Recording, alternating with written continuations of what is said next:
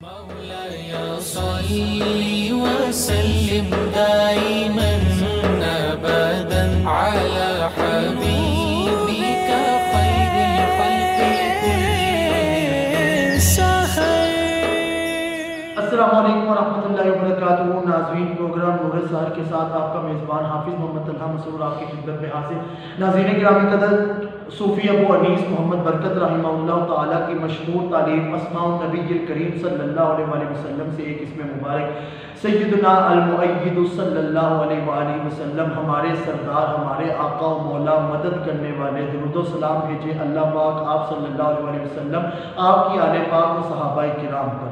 حضرت حسان بن ثابت رضی اللہ تعالیٰ عنہ اپنا قصیدے کے اندر ایک شعر بہت ہی ان کا مشہور ہے، وہ بیان کرتے ہیں: ما ان مدحت محمدا بمقالتی ولکن مدحت مقالتی بمحمد صلی اللہ علیہ وسلم، کہ میں اپنے مقالہ اور اپنی شعر و شاعری حضور صلی اللہ علیہ وسلم کی تعریفیں بیان کرنے کے لیے نہیں لکھتا، بلکہ میں شعر و شاعری کرتا ہی اسی لیے ہوں، نبی پاک کا نام لیتا ہی اسی لیے ہوں تاکہ میری شعر و شاعری کے اندر محمد صلی اللہ علیہ وسلم کے ذریعے حسن پیدا ہو جائے. ناظرین گرامی قدر، آقا کریم صلی اللہ علیہ وسلم میلاد ربیع الاول پر نور مہینہ، اس کی آمد اور حضور صلی اللہ علیہ وسلم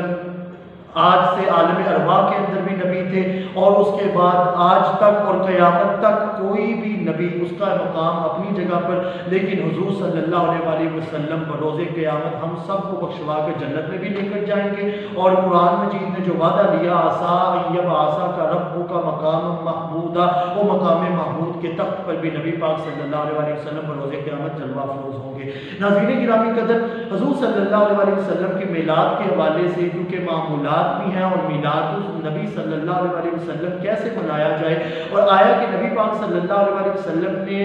صحابہ کرام کی مجلس کے اندر بھی اپنا ذکر فرمایا کہ نہیں، اور اگر فرمایا تو پھر کون کون سے ایسے معمولات ہیں جن کو ہم فالو کر کے حضور صلی اللہ علیہ وسلم کا میلاد منا کر اس شاقان مصطفیٰ صلی اللہ علیہ وسلم میں اپنا نام لکھوا سکتے ہیں. اس ٹاپک کے اوپر گفتگو کرنے کے لیے میرے ساتھ آج میرے بہت ہی دل کے قریب، میرے عزیز، میرے دوست، میرے ساتھ اکٹھے کلاس فیلو، میرے ساتھ پڑھنے والے نوجوان مذہبی اسکالر حضرت علامہ حافظ محمد فیضان قادری صاحب، اللہ پاک آپ کے علم و عمل میں مزید برکت عطا فرمائے. السلام علیکم ورحمۃ اللہ وبرکاتہ. وعلیکم السلام ورحمۃ اللہ. قبلہ فیضان بھائی، آپ ہمارے ناظرین سامعین کو ذرا اس بات کے اوپر بھی روشنی ڈالیے اور اس بات کو ان کو باور کروائیے کہ نبی پاک صلی اللہ علیہ وسلم نے کیا صحابہ کرام کے درمیان بھی مجلس میں اپنا ذکر فرمایا، اور آیا کہ یہ میلاد النبی صلی اللہ علیہ وسلم منانا صرف ہم سے ہی ثابت ہے، یا آج سے 14 صدیوں پہلے نبی پاک صلی اللہ علیہ وسلم نے بھی اس کی ترغیب دلائی؟ ذرا ہمارے ناظرین سامنے. اعوذ باللہ من الشیطان الرجیم، بسم اللہ الرحمن الرحیم. الصلاۃ والسلام علیکہ یا سیدی یا رسول اللہ، الصلاۃ والسلام علیکہ یا سیدی یا حبیب اللہ، الصلاۃ والسلام علیکہ یا سیدی یا رحمۃ للعالمین وعلی آلک و اصحابک یا سیدی یا شفیع المسلمین. اللہ رب العزت کا بہت ہی شکر ہے اور احسان عظیم ہے کہ ہمارے بہت ہی پیارے بھائی میرے ساتھ پڑھنے والے، اور اللہ رب العزت نے انہیں بھی بہت سی صلاحیتوں سے نوازا ہے. انہوں نے ایک سلسلہ شروع کیا جس میں میلاد النبی صلی اللہ علیہ وآلہ وسلم کے یہ جو مضمون ہے اس کو بیان کر کے لوگوں کو ذہن میں جو ابہام ہیں ان کو دور کرنے کے لیے انہوں نے ایک جو کوشش کی ہے، اللہ ان کی اس کوشش کو اپنی بارگاہ میں قبول و منظور فرمائے. میں دوبارہ شکریہ ادا کرنا چاہوں گا طلحہ بھائی، بہت شکریہ، کیونکہ یہ مہینہ میلاد النبی صلی اللہ علیہ وآلہ وسلم کا ہے، اور بلا شک و شبہ یہ وہ مہینہ ہے کہ اگر اس طرح کہا جائے کہ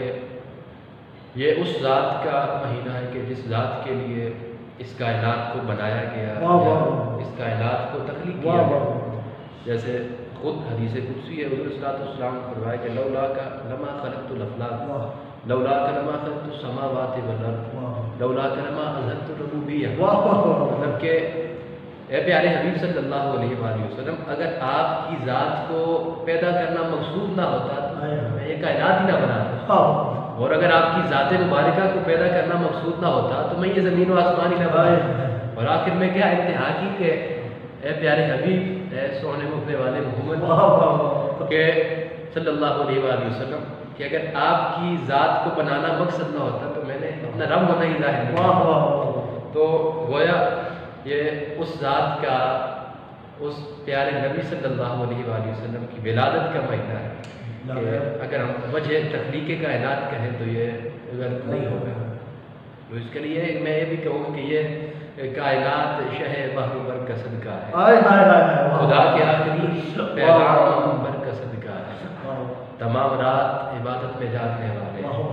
میری نجات آپ کے چشم تر کا صدقہ ہے، اور تھا آدمی میں کہاں حسن ارتقا کا شعور کہ بشر کا ہونا بھی خیر البشر کا صدقہ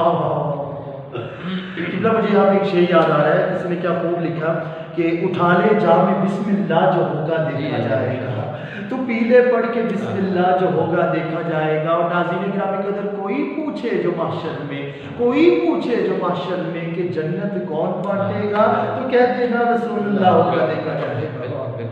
تو آپ نے سوال پوچھا کہ میلاد مصطفیٰ صلی اللہ علیہ وسلم کا، تو میں تو جو چیز مجھے سمجھ آتی ہے، جو اپنے اسلاف سے ہم نے سیکھی، جو بات ہمیں بتائی جاتی ہے، وہ یہ ہے کہ ہمارا تو ہر لمحہ ہی، ایک مومن کا ہر لمحہ ہی میں سمجھتا ہوں کہ میلاد مصطفیٰ۔ تو آپ نے پوچھا کہ حضور صلی اللہ علیہ وسلم کی زندگی میں کیا اس طرح کا کوئی اہتمام کیا جاتا تھا یا نہیں کیا جاتا تھا۔ تو اگر ہم اس کو دیکھیں تو ایک تو یہ میں آپ کو بتاؤں کہ یہ اہتمام، اجتماعات وغیرہ، ایک میں آپ کو بتاؤں کہ حضور صلی اللہ علیہ وسلم کی تخلیق مبارکہ کے متعلق صحابہ کرام نے ایک اجتماع میں پوچھا، میں نے اس دن آپ کی ویڈیو دیکھی، آپ بھی وہ حدیث مبارکہ پڑھ رہے تھے جو حضرت ابو ہریرہ رضی اللہ تعالیٰ عنہ سے مروی ہے کہ حضور سے پوچھا گیا، صحابہ کرام نے پوچھا کہ حضور متى وجبت لک النبوۃ، کہ حضور آپ پر یہ جو نبوت ہے کب واجب ہوئی؟ تو ظاہراً تو سارے صحابہ کرام حضور کے ساتھ ہی رہتے تھے، شروع سے حضور کے ساتھ رہ رہے، سب کو اس چیز کا پتہ بھی ہے کہ حضور نے 40 سال کی عمر میں حضور کی بعثت ہوئی، تو یہ ساری چیزوں کے بارے میں صحابہ کرام جانتے تھے، لیکن یہ پھر بھی یہ سوال کیا گیا۔ تو آگے سے پھر حضور صلی اللہ علیہ وسلم کا جواب بھی تھا کہ کہا کہ وآدم بین الروح والجسد، مطلب کہ جب آدم علیہ السلام روح اور جسد کے درمیان جب بھی وہ بنائے جا رہے تھے تو اس سے پہلے بھی میں محمد مصطفیٰ صلی اللہ علیہ وسلم میں موجود تھا۔ تو مطلب حضور صحابہ کرام کے اجتماع میں یہ بات بتا رہے ہیں کہ جب کوئی بھی نہیں تھا تو میں تھا، جب کوئی بھی اس دنیا میں نہیں تھا تو میری ذات تھی، مجھے اللہ رب العزت نے اس وقت بھی پیدا کیا ہوا تھا۔ تو مطلب یہ روحانی تخلیق حضور صلی اللہ علیہ وسلم اپنے بارے میں بتا رہے کہ میری روحانی تخلیق کب ہوئی، اور یہ کوئی ایک صحابہ کرام نہیں ہے، کوئی ایک صحابی نہیں ہے، تمام صحابہ کرام بیٹھے ہوئے حضور کی بات۔ قبلہ علامہ محمد اقبال رحمۃ اللہ تعالیٰ علیہ، معذرت صاحب کی بات کر رہا ہوں، علامہ محمد اقبال رحمۃ اللہ تعالیٰ علیہ نے بھی فرمایا تھا وہ جو نہ تھی تو کچھ نہ تھا، وہ جو نہ ہو تو کچھ نہ ہو، جان ہے وہ جہان کی، جان ہے تو جہان۔ بالکل بالکل یہی بات ہے۔ تو یہ ایک پہلو جو میں نے آپ کو بتایا کہ حضور نے اپنی روحانی جو تخلیق ہے اس کے بارے میں صحابہ کرام کو آگاہ کیا، تو میں یہ سمجھتا ہوں کہ اپنے بارے میں بتانا تو یہ میلاد نہیں کیا ہے، ایک یہ پوائنٹ ہم اس کے اندر بیان کر سکتے ہیں۔ اس کے علاوہ بعض اوقات حضور صلی اللہ علیہ وسلم اجتماع میں، یہ اجتماع صحابہ کرام کا جو ہوتا تھا اس میں حضور صلی اللہ علیہ وسلم بعض اوقات اپنی فضیلت، اپنی نسبی فضیلت، اپنی ولادت کے متعلق بتاتے تھے۔ تو اسی طرح کا ایک واقعہ میں حدیث مبارکہ ایک میرے ذہن میں آ رہی ہے، میں آپ کو بتاتا ہوں۔ جیسے قال جاء العباس رضی اللہ تعالیٰ عنہ الى رسول اللہ صلی اللہ علیہ وآلہ وسلم فکأنہ سمع شیئا، مطلب کہ حضرت عباس رضی اللہ، ابن عباس رضی اللہ تعالیٰ عنہ ایک بار حضور صلی اللہ علیہ وآلہ وسلم کی بارگاہ میں آئے اور ان کے تاثرات ایسے لگ رہے تھے جیسے کفار کے پاس سے ہو کے آ رہے ہیں، اور ایسے لگ رہا تھا کہ انہوں نے حضور صلی اللہ علیہ وسلم کی ذات مبارکہ کے بارے میں کچھ ایسے نازیبہ الفاظ سنے جن سے وہ ناراض لگ رہے تھے، وہ تھوڑے پریشان لگ رہے تھے۔ تو اب حدیث مبارکہ کے اندر، قوما کے اندر، یا ڈاکٹر صاحب کی جو بک ہے معمولات میلاد، تو اس میں جب پڑھا تو وہ بریکٹ کے اندر لکھا ہوا تھا کہ حضرت ابن عباس رضی اللہ تعالیٰ عنہ کے آنے سے یا تو حضور کو خود ہی علم غیب سے پتہ چل گیا کہ وہ کیوں ناراض ہے، یا تو حضرت ابن عباس نے آگے خود بتایا کہ اس طرح کا معاملہ ہے۔ تو فقام النبی صلی اللہ علیہ وآلہ وسلم علی المنبر، واہ علی المنبر، حضور علیہ الصلوۃ والسلام ممبر کے اوپر آ کھڑے ہو گئے۔ تو اس کے بعد اب آپ کے ذہن میں ایک سوال ہوتا ہے کہ میں اور آپ آپس میں کوئی بات کر رہے ہو یا کوئی اعلان کرنا ہو یا ویسے کوئی نارمل نوٹیفیکیشن ہو ہم نے بتا تو کیا کرتے ہیں سمپل آ کے بتا دیں، کوئی خاص بات ہو تو سمپل آ کے ویسے بتا دیں، لیکن ممبر کے پاس جانا، ممبر کے اوپر کھڑے ہو کر نہ بیان کرنا، تو یہ مطلب یہ کہ کوئی حضور عام بات نہیں کرنے لگے، حضور کوئی خاص بات کرنے لگے۔ تو فقالا، حضور صلی اللہ علیہ وسلم نے فرمایا کہ من انا، حضور صلی اللہ علیہ وآلہ وسلم نے صحابہ کرام سے پوچھا کہ میں کون ہوں؟ تو صحابہ کرام نے کہا کہ انت رسول اللہ صلی اللہ علیہ وآلہ وسلم، آپ اللہ کے رسول ہیں، علیہ السلام، اے اللہ کے رسول آپ پر سلام ہو، ساری دنیا کی جتنے بھی سلام ہیں، درود ہیں، وہ آپ پر ہیں، وہ سارے ہم تو، ہمارا تو زندگی کا وتیرہ ہی ہے کہ ہم آپ پر درود و سلام بھیجیں۔ تو پھر آقا علیہ السلام نے آگے سے کیا فقال انا محمد بن عبد اللہ بن المطلب، کہ میں محمد بن عبد المطلب ہوں، محمد بن عبداللہ بن عبد المطلب ہوں۔ اس کے بعد حضور صلی اللہ علیہ وسلم نے فرمایا کہ ان اللہ خلق الخلق فجعلهم فی خیرهم من فرقہ، حضور صلی اللہ علیہ وسلم نے فرمایا کہ بے شک اللہ رب العزت نے مخلوقات میں سے بہترین مخلوق انسان کو پیدا کیا، اور اس کے بعد سب سے بیسٹ جو کریشن تھی، حضور صلی اللہ علیہ وسلم نے فرمایا کہ مخلوقات کو پیدا کیا، اس مخلوقات میں سب سے بہتر جو مخلوق تھی انسان، اس کو پیدا کیا۔ اس کے بعد فرمایا کہ ثم جعلهم فی قریتین، مطلب کہ ثم جعلهم فی فرقتین، پھر وہ جو انسان کو پیدا کیا کہ اس انسان کے پھر دو گروہ بھی بنائے، ایک عرب کا بنایا، ایک عجم کا بنایا۔ پھر حضور صلی اللہ علیہ وسلم نے فرمایا کہ فجعلنی فی خیرہم فرقہ، کہ مجھے اللہ رب العزت نے اس بہترین گروہ کے اندر پیدا فرمایا کہ جسے عرب کہتے ہیں، اور مجھے عرب کے اندر پیدا فرمایا۔ پھر آپ نے فرمایا کہ ثم جعلہم قبائل، پھر اللہ رب العزت نے اس عرب میں سے قبائل بنائے، قبیلے بنائے، فجعلہم فی خیر، فجعلنی فی خیرہم قبیلہ، ان میں سے سب سے جو بہترین قبیلہ قریش تھا مجھے اس کے اندر پیدا کیا گیا۔ اس کے بعد پھر حضور صلی اللہ علیہ وسلم نے فرمایا کہ ثم جعلہم بیتا، اس کے بعد اللہ رب العزت نے گھر بنائے، فجعلنی فی خیرہم بیتا وخیرہم نسبا، کہ اللہ رب العزت نے جب گھر بنائے تو ان میں سے سب سے بہترین گھر اور سب سے بہترین نسب مجھے بنو ہاشم عطا کیا۔ تو گویا یہ حضور علیہ الصلوۃ والسلام اپنی فضیلت کے بارے میں بتا رہے ہیں۔ یہ کون سی، اب اس کے اندر نہ تو کوئی فقہی احکام، نہ تو کوئی شریعت کی عقائد وغیرہ بیان کی گئے، اس میں کیا چیز بیان کی جاتی ہے؟ حضور کی اپنی فضیلت، اپنی ولادت کے بارے میں بیان کر رہے ہیں۔ اب میں نے آپ کو پہلے ہی بتایا کہ ایک ممبر کا لگانا، ایک ممبر کے اوپر کھڑے ہو کر سب کو بتانا ایک بات، تو یہ کس چیز پر دلالت کرتا ہے؟ دلالت یہ کوئی عام بات نہیں ہے، یہ کوئی ایسی بات ہے کہ جو حضور علیہ الصلوۃ والسلام سب کو بتا رہے ہیں اور اس سے اپنی فضیلت اور عظمت کا اظہار کر رہے ہیں۔ تو یہ بھی حضور صلی اللہ علیہ وسلم کی ڈائریکٹ میلاد کے متعلق، ولادت کے متعلق ہے، تو حضور نے بتایا۔ تو یہ بھی ایک ہمارے پاس ایک اہم نقطہ ہے کہ حضور خود اپنے اہتمام کر رہے ہیں میلاد کے متعلق، صحابہ کرام کے اہتمام کو بتا رہے ہیں۔ مطلب کہ اگر ایک دو بندے ہو تو حضور ممبر کے اوپر کھڑے ہو کر تو نہیں کہنا تھا انہوں، ظاہر سی بات ہے صحابہ کا جمع غفیر ہوگا تو حضور علیہ الصلوۃ والسلام نے وہاں پر بیان فرمایا۔ قبلہ فیضان بھائی، آپ کے اللہ پاک نے آپ کو اتنی اچھی صلاحیت سے نوازا اور آپ نے بڑے ہی خوبصورت اور آسان طریقے سے ہمارے ناظرین کو بتایا کہ میلاد النبی صلی اللہ علیہ وسلم منانا خالی صحابہ کرام سے نہیں بلکہ حضور صلی اللہ علیہ وسلم سے ثابت ہے۔ اور ناظرین گرامی قدر، یہ تو بات تھی یہاں پہ صحابہ کرام کے حضور صلی اللہ علیہ وسلم کی غزوہ تبوک کے مقام کے اوپر جنگ نہیں ہوئی تھی، لیکن جنگ سے واپسی کے اوپر ایک جگہ پر پڑاؤ کیا تو آپ کے سگے چچا حضور صلی اللہ علیہ وسلم کے سگے چچا حضرت عباس بن عبد المطلب رضی اللہ تعالیٰ عنہ نے کہا یا رسول اللہ صلی اللہ علیہ وسلم 30,000 کا مجمع تھا، تو کیوں نہ میں یا رسول اللہ آپ کی نعت سناؤں؟ تو نبی پاک صلی اللہ علیہ وسلم نے اجازت دی تو آپ نے وہاں پر تاریخی اشعار ارشاد فرمایا۔ آپ نے فرمایا وَأَنْتَ لَمَّا وُلِدْتَ أَشْرَقَتِ الْأَرْضُ وَضَاءَتْ بِنُورِكَ الْأُفُقُ وَنَحْنُ فِي ذَلِكَ الضِّيَاءِ وَفِي النُّورِ وَسُبُلَ الرَّشَادِ نَخْتَرِقُ۔ اگر اس کا ترجمہ میں علامہ اقبال کی زبانی کروں تو گویا انہوں نے یہ ارشاد فرمایا ہر کجا بینی جہان رنگ و بو آنکھ از خاکش بروید آرزو یا نور مصطفیٰ را بہا است یا ہنوز اندر تلاش مصطفیٰ است۔ یہ پوری دنیا اس کی زیبائش آسائش رانایا خوشبو خوبصورتی صوفیاں صرف دو چیز کی طرف اشارہ کرتی ہیں، یا تو نور محمدی صلی اللہ علیہ وسلم سے چمک رہی ہے یا نور محمدی صلی اللہ علیہ وسلم کی تلاش۔ بیان سیرت و فضائل رسول صلی اللہ علیہ وسلم کی روشنی میں ہم قبلہ سے جانیں گے کہ قبلہ آپ ذرا بتائیں کہ سیرت الرسول صلی اللہ علیہ وسلم اور آقا کریم صلی اللہ علیہ وسلم کے فضائل و مناقب بیان کرنا شریعت کے اس کے بارے میں کیا احکام ہے، شریعت اس کو کہاں تک پریفر کرتی ہے؟ طلحہ بھائی، جیسے ہم نے شروع میں اپنی بات کا آغاز کیا کہ میں تو یہی سمجھتا ہوں اور ہمیں جو اپنے اساتذہ سے ہم نے سیکھا وہ یہ کہ شریعت ہے ہی میلاد مصطفیٰ۔ اگر ہم نے کچھ سیکھنا ہے تو ذات مصطفیٰ صلی اللہ علیہ وآلہ وسلم ہی ہے۔ تو آپ پوچھ رہے ہیں کہ حضور صلی اللہ علیہ وسلم کو میلاد کا منانا، یہ سیرت اور حضور صلی اللہ علیہ وسلم کی فضیلت، یہ ہم میلاد مصطفیٰ صلی اللہ علیہ وآلہ وسلم کے اہتمام کرتے ہیں، اجتماعات منعقد ہوتے ہیں، تو اس میں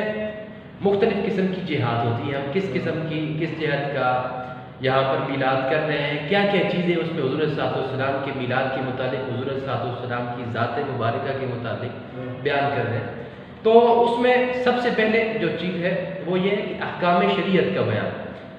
کچھ ایسی محافل بھی ہوتی ہیں محفل میلاد النبی صلی اللہ علیہ وآلہ وسلم کی جس میں ہم احکام شریعت کو بیان کرتے ہیں۔ احکام شریعت سے مراد یہاں پر فقہی یہ موضوعات وغیرہ نہیں یا فروعی موضوعات وغیرہ نہیں، بلکہ یہاں پر وہ احکامات، وہ عقائد و عبادات کہ جن کے متعلق حضور صلی اللہ علیہ وسلم نے ہمیں بتایا کہ ان پر اگر ہم عمل پیرا ہوں حضور علیہ السلام کی فرامین کی روشنی میں، تو ہم اللہ رب العزت کی محبت اور حضور علیہ السلام کی محبت حاصل کر سکتے ہیں۔ وہ جو قل ان کنتم تحبون اللہ فاتبعونی یحببکم اللہ، کہ وہ جو ایک حضور علیہ السلام کی محبت ہی اللہ کی محبت ہے۔ تو ایسے بیانات حضور صلی اللہ علیہ وسلم کی کہ جو ہمیں ان چیزوں کی طرف راغب کرتے ہیں، ان چیزوں کی طرف ہمیں بلاتے ہیں، تو ان میں ارکان اسلام بھی شامل ہیں۔ جیسے حضور صلی اللہ علیہ وسلم کی حدیث مبارکہ کہ الاسلام ان تشهد ان لا الہ الا اللہ وان محمد رسول اللہ وتقیم الصلاۃ وتؤتی الزکاۃ وتصوم رمضان وتحج البیت ان استطاع الیہ سبیلا، مطلب کہ یہ ساری شریعت، یہ سارے اراکین اسلام جو ہے یہ ہمیں حضور صلی اللہ علیہ وسلم نے اپنی حدیث مبارکہ میں بیان فرمایا۔ اس کے علاوہ حضور کی ایسے فرامین کے جس کے ذریعے ہمیں اللہ رب العزت کی رضا اور معرفت کے مختلف دریچے ہمارے سامنے کھلتے ہیں۔ جیسے حضور نے فرمایا کہ افضل الاعمال الحب فی اللہ والبغض فی اللہ، کہ بہترین اعمال اگر چاہیے تو وہ یہ ہے کہ کسی سے محبت کرنی ہے تو اللہ کی وجہ سے محبت کرنی ہے، اور اگر کسی سے نفرت کرنی ہے تو اللہ کی وجہ سے نفرت کرنی ہے۔ اس کے علاوہ اگر دیکھا جائے تو فضیلت رمضان کو اگر دیکھا جائے، حضور صلی اللہ علیہ وسلم نے فرمایا کہ من صام رمضان ایمانا و احتسابا غفر له ما تقدم من ذنبه، کہ رمضان کے روزے اگر ایک مومن ایمان والا محبت اور رضا حاصل کرنے کے لیے اللہ اگر روزہ رکھتا ہے تو اس کے پیچھے والے سارے گناہ معاف کر دیے جاتے ہیں۔ تو یہ فضیلت، یہ عظمت، یہ حضور صلی اللہ علیہ وسلم کے بیان ہمیں اس چیز کی طرف اشارہ کرتے ہیں، اس چیز کی طرف بتاتے ہیں کہ ہمارا چھوٹا سا چھوٹا عمل تو وہ بارگاہ خداوندی میں اس وقت مقبول ہو جاتا ہے کہ جب ہم سنت مصطفیٰ وہ وسیلہ لے کے بارگاہ خداوندی میں جاتے ہیں۔ اس کے علاوہ اگر دیکھا جائے تو فضیلت درود السلام بھی اس کے اندر، اگر حضور کے یار یہ تو علامہ صاحب اگر ہم دیکھیں تو فضیلت درود السلام مطلب درود السلام اگر ہم زندگی اسلامک ٹرمز اینڈ کنڈیشنز کے اندر گزارے تو میں سمجھتا ہوں کہ درود السلام ہر ایک کی ایک کی کے طور پر یوز ہوتی ہے۔ میں خلاصہ اگر دیکھا جائے تو یہ بھی ہم نے حدیث مبارکہ پڑھی کہ من صلی علیہ واحدۃ صلی اللہ علیہ عشرہ، تو حضور صلی اللہ علیہ وسلم پر کسی نے اگر ایک مرتبہ درود شریف بھیجا تو مطلب یار اللہ رب العزت 10 نیکیاں دے دے، 10 گناہ بخشوا دے، تو مطلب 10 درجات بلند کروا دے۔ اسی طرح اگر نماز کا دیکھا جائے تو نماز کے بارے میں کہا کیا صلاۃ و امام الدین، ومن اقامها فقد اقام الدین ومن هدمها فقد هدم الدین، مطلب کہ نماز کو ایک دین کا ستون مین پلر کہا یہاں پر، کہا کہ جس نے اسے قائم کیا گویا اس نے دین کو قائم کیا، اور جس نے اسے ہدم کیا، گرایا، چھوڑ دیا، مطلب اس نے دین کو چھوڑ دیا، گرا دیا۔ تو یہ حضور کی ایک زندگی کا ایک جو پہلو ہے، ہم اگر محفل میلاد اگر کرتے ہیں تو اس میں ایک جو ٹاپک ہم احکام شریعت کے متعلق اگر کریں تو اس میں یہ چیزیں ہم ڈسکس کرتے ہیں محفل میلاد کے اوپر۔ قبلہ آپ نے بہت ہی آسان طریقے سے بتایا. ناظرین گرامی قدر یہ ہے بھی سچائی, اس کے اندر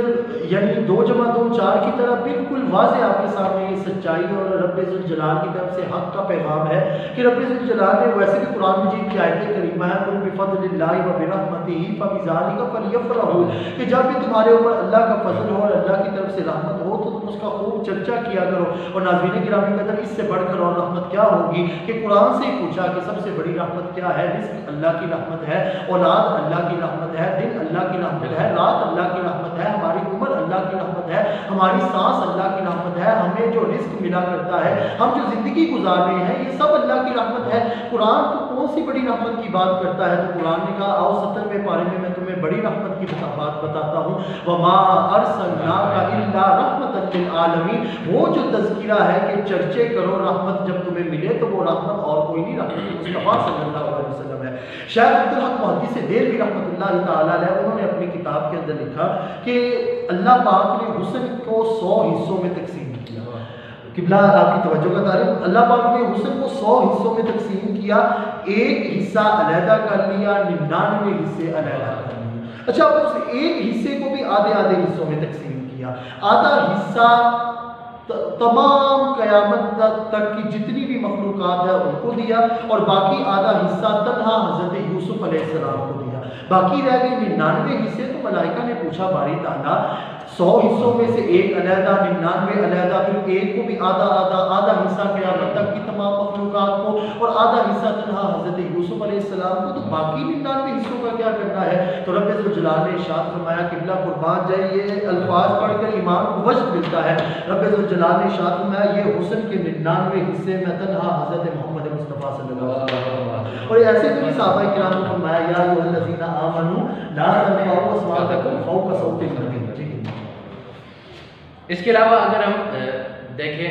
میلاد مصطفیٰ صلی اللہ علیہ وآلہ وسلم کو دیکھیں تو ایک ہم ٹاپک اپنی محافل کے اندر یہ بھی رکھتے ہیں جسے ہم تذکار خصائل مصطفیٰ صلی اللہ علیہ وسلم کہتے ہیں. خصائل مطلب خصلت حضور علیہ السلام کی سیرت طیبہ سنت مصطفیٰ صلی اللہ علیہ وآلہ وسلم. تو یہ تو حضور کی حیات کے متعلق ام المؤمنین حضرت عائشہ سلام اللہ علیہا سے پوچھا گیا تھا حضور کی زندگی کیا تھی, حالات کیا تھے, کہ حضور کا اخلاق قرآن کو پڑھتے جاؤ تو حضور کا اخلاق آپ کو ملتا جائے گا. مطلب کہ حضور علیہ السلام نے اپنی زندگی کا ہر ایک پہلو اگر دیکھا جائے, ہمیں تربیت کی, ہمارا اخلاق سنوارا, ہم ان پہلوؤں کو بھی اپنی محافل کے اندر زیر بحث لاتے ہیں. اگر حضور کی اخلاق و کردار کی بات کی جائے تو میں سمجھتا ہوں کہ وہاں پر اہل طائف والے جو حضور کے ساتھ سلوک کر رہے ہیں اس کے بعد بھی حضور وہاں پر دعا دے کر ہمیں کیا درس دے رہے ہیں. واہ واہ واہ سبحان اللہ. حضور صلی اللہ علیہ وسلم اس کے بعد ہمیں اس بارے میں بتا رہے ہیں کہ خیارکم احاسنکم اخلاقا, کہ بے شک تم میں سے سب سے بہترین اخلاق کس کا ہے, کہ جو تم میں سے سب سے بہتر مومن وہ ہے کہ جس کا اخلاق سب سے زیادہ بہتر ہو. تو یہ حضور کی حیات طیبہ ہے کہ جو ہمیں مختلف پہلوؤں کی طرف اگر دیکھیں تو ہماری کرتی ہے, رہنمائی بھی کرتی ہے. اس کے علاوہ بھی اگر حضور کی سیرت طیبہ کو دیکھا جائے تو میں سمجھتا ہوں کہ حضور کے فرامین اگر ہے تو ان کے پیچھے حضور کا عمل ہے.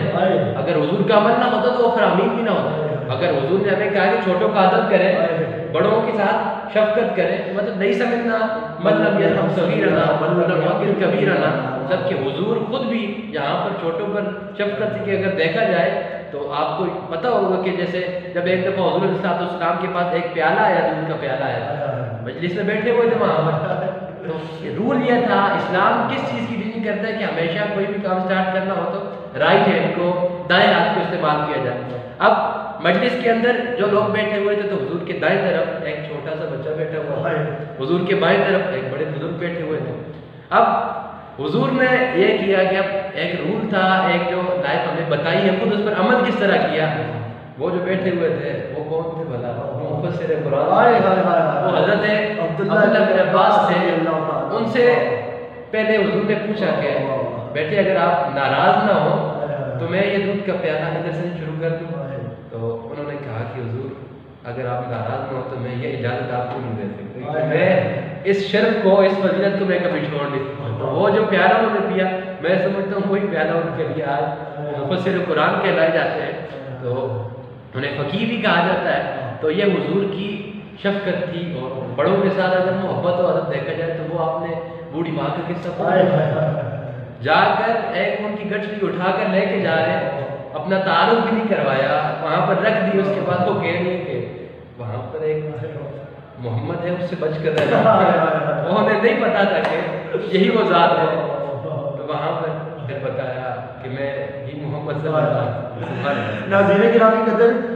ایک بچے کو اس کی ماں لے کر آئی اور آ کر کہنے لگی یا رسول اللہ صلی اللہ علیہ وسلم میرے بچے کو سمجھائیے، یہ گڑ بہت کھاتا ہے، تو اس یہ اتنا گڑ استعمال کرتا ہے اور میں اس کو روکتی رہتی ہوں، میری بات نہیں مانتا، تو آپ اس کو سمجھائیے، تو یہ گڑ بہت کھاتا ہے تو اس کو تھوڑا سا آپ سمجھائیے۔ حضور صلی اللہ علیہ وسلم نے فرمایا بی بی آپ اس کو کل لے کر آئیے گا۔ وہ چلی گئی، کل لے کر آئی، آگے کہتی یا رسول اللہ صلی اللہ علیہ وسلم آپ نے فرمایا تھا کہ بچے کو کل لے کر آئیے گا، اور وہی پرابلم ہے کہ یہ گڑ بہت زیادہ کھاتا ہے تو اس کو تھوڑا سا آپ سمجھائیے۔ حضور صلی اللہ علیہ وسلم نے فرمایا بیٹا گڑ نہ کھایا کرو، یہ صحت کو خراب کر دے گا، حسب معمول کھا لیا لیکن اس کو زیادہ حد سے تجاوز نہ کیا کرو۔ بی بی بڑی حیران ہوئی، کہنے لگی یا رسول اللہ صلی اللہ علیہ وسلم یہی بات کرنی تھی تو آپ کل فرما دیتے، آپ نے مجھے ایک دن کا مزید ٹائم کیوں دیا؟ حضور صلی اللہ علیہ وسلم نے کیا خوبصورت جملہ ارشاد فرمایا، آپ نے کہا میں کیسے سمجھاتا، کل میں نے کھایا ہوا۔ تو اس کے علاوہ میں ابھی دو جو موضوعات ہیں وہ ان کو کمبائن کر کے، تو اس کے بعد پھر آخر میں ایک اور ٹاپک بتا کے تو پھر اس کے بعد ختم کرتے ہیں بات کو۔ ایک تو یہ کہ حضور صلی اللہ علیہ وسلم کی جو محافل ہم نے پہلے پڑھا کہ پہلے سمجھا کہ ایک تو تذکار خصائل مصطفیٰ صلی اللہ علیہ وسلم وہ ہم نے دیکھا، اس کے بعد ہم نے تذکار حضور صلی اللہ علیہ وسلم کی ہم نے سنت مبارکہ خصلتیں دیکھی، خصائل مصطفیٰ، کام شریعت دیکھی۔ اب اگر اگلی چیز دیکھی جائے تو وہ یہ بھی ہم کہہ سکتے ہیں کہ ولادت مصطفیٰ صلی اللہ علیہ وسلم اور اس کے علاوہ حضور کے معجزات و کرامات، ان کے متعلق بھی محافل میں مکمل طور پر ایک سبجیکٹ بیان کیا جاتا ہے، بتایا جاتا ہے۔ اور کیوں نہ ہو کہ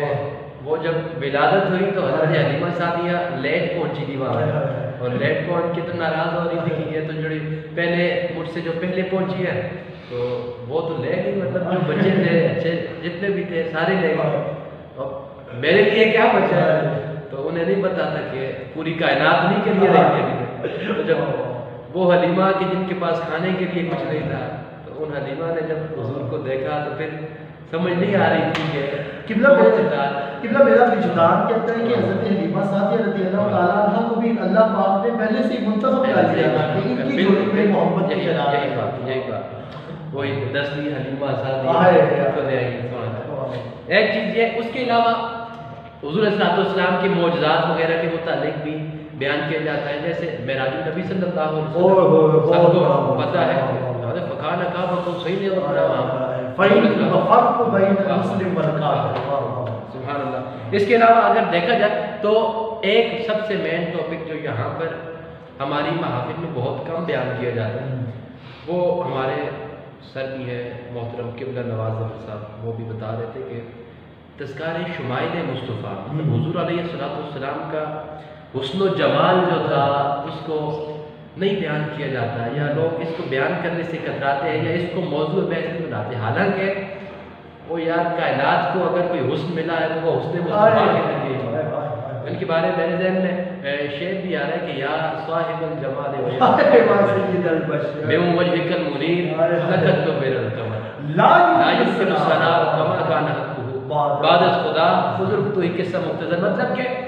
کوئی ہے ہی نہیں ہے، آپ بیان ہی نہیں کر سکتے، سمپل یہ ہے کہ بعد از خدا بزرگ تو ہی قصہ مختصر، مطلب یہ تو قرآن بیان کر رہا ہے کہ والضحیٰ واللیل اذا ما زاغ البصر کا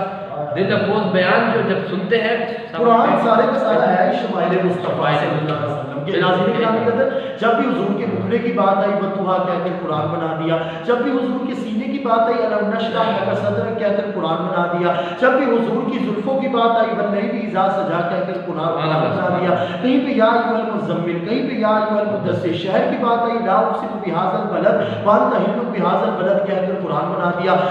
آنکھوں کی بات آئی ما زاغ البصر وما طغى کہہ کر قرآن بنا دیا، قدمین شریفین کی بات آئی تو طٰہٰ ما انزلنا علیک القرآن لتشقیٰ کہہ کر قرآن قرآن بنا دیا. سفر کی بات آئی تو سبحان الذی اسری بعبدہ لیلا من المسجد الحرام الی المسجد الاقصی کہہ کر قرآن بنا دیا. آپ کے اوپر درود و سلام کی بات آئی ان اللہ و ملائکتہ یصلون علی النبی کہہ کر قرآن بنا دیا. ہاتھوں کی بات آئی تو ید اللہ فوق ایدیہم کہہ کر قرآن بنا دیا. انگلیوں کی بات آئی وما رمیت اذ رمیت ولکن اللہ رمی کر کے قبلہ میں یہ کہنا چاہوں گا کہ قرآن آتا ہی نہ اگر محمد مصطفیٰ نے نہ آتا. تو اس کے علاوہ میں وہاں اس ٹائم پر جو حضور کے صحابہ کرام تھے وہ اگر حضور کے حسن کو بیان کرنا چاہ رہے ہیں تو میں اگر حضرت حسان بن ثابت رضی اللہ عنہ مصطفیٰ صلی اللہ علیہ وسلم فرماتے ہیں کہ واحسن من کلم طرف مطلب کہ حضور میری آنکھوں نے تو آج تک کوئی آپ جیسا حسین نہیں دیکھا. اور کہ آگے فرماتے ہیں کہ واجبن من کلم تلد النساء کہ آپ جیسا حسین تو گویا کسی ماں نے جنا ہی نہیں. واجبن من کلم تلد النساء پھر آگے فرماتے ہیں کہ خلقتا مبرم من کل عیب مطلب کہ حضور آپ کو ہر ایک عیب سے مبرہ پیدا کیا. آپ کے اندر کوئی عیب نہیں ہے. کانک قد خلقت کما تشاء حضور گویا آپ کو اس طرح پیدا کیا کہ جس طرح آپ چاہتے تھے. آپ کو اپنی مرضی کے مطابق بنایا گیا ہے. تو میں سمجھتا ہوں کہ حضور علیہ السلام کی ولادت ہمارے لیے یہ جو مہینہ ہے یہ بہت ہی نعمتوں والا ہے. اس کے علاوہ میں آخری پوائنٹ کے بعد آپ سے اجازت چاہتا ہوں, ٹائم بھی ہمارا ہونے لگا ہے. اس میں سب سے جو بہترین یا قرآن مجید بھی مختلف مقامات پر جو اظہار فرماتا ہے تو وہ ہے کہ تذکار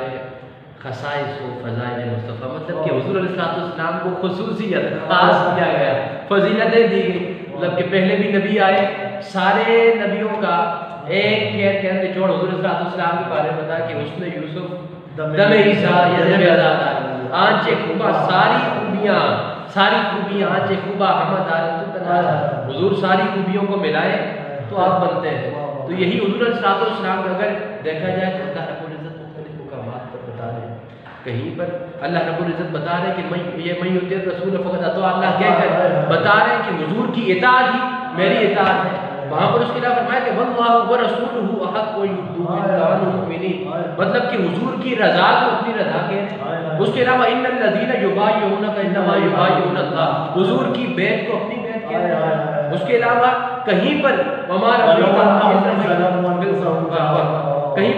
رمیت اذ رمیت ولکن اللہ رمی کہہ کر فعل مصطفیٰ حضور علیہ السلام کو فعل کو اپنا.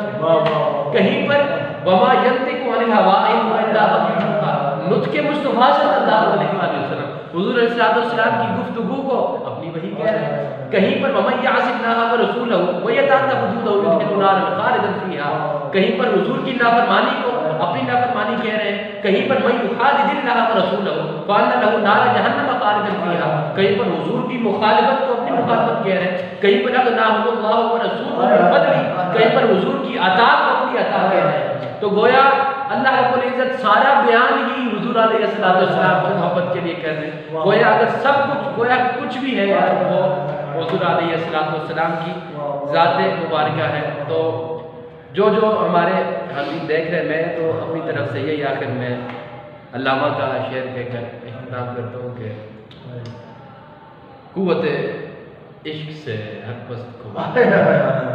قوت عشق سے ہر پست کو بالا کرتے ہیں دہر میں اس میں محمد سے اجالا کرتے ہیں. السلام علیکم ورحمۃ اللہ. اللہ پاک آپ کے علم و عمل میں مزید برکت عطا فرمائے اور اللہ پاک آپ کو قدم قدم کے اوپر نبی پاک صلی اللہ علیہ وسلم کے اسوہ حسنہ پر عمل پیرا ہونے کی توفیق عطا فرمائے اور آپ کو دارائز کی سعادت و سعادت نصیب فرمائے. ناظرین گرامی قدر اختتام پر میں اسی شعر سے اپنی گفتگو کا اختتام کروں گا اور گویا کہ یہ شعر ہماری ایمان کی مٹھاس اور ہمارے ایمان کی بنیاد ہے. کسی نے کیا خوب کہا تھا کہ شاعر کہتا ہے کہ محمد کی محبت دین حق کی شرط اول ہے. حفیظ جلندری کا یہ شعر ہے. محمد کی محبت دین حق کی شرط اول ہے گر اس میں ہو خامی تو سب چیزیں نامکمل ہے. اللہ پاک ہمیں حضور صلی اللہ علیہ وسلم اور قبلہ کے بیان کردہ فیوزہ برکات اور قبلہ کے بیان جس طرح معمولات میلاد النبی صلی اللہ علیہ وسلم منانے کا طریقہ قبلہ نے بتایا اسی طرح ہمیں معمولات میلاد النبی صلی اللہ علیہ وسلم کو گھر گھر کے اوپر منانے اور نبی پاک صلی اللہ علیہ وسلم کا ذکر کرنے کی توفیق عطا فرمائے. اپنے میزبان میزبان حافظ محمد طلحہ مسعود کو دیجیے اجازت. انشاءاللہ نئے پروگرام کے ساتھ پھر سے آپ سے نئے گیسٹ کے ساتھ ایک نئے ٹاپک کے ساتھ پھر سے آپ سے ملاقات ہوگی. تب تک کے لیے والسلام علیکم ورحمۃ اللہ وبرکاتہ. مولاي صل وسلم دائما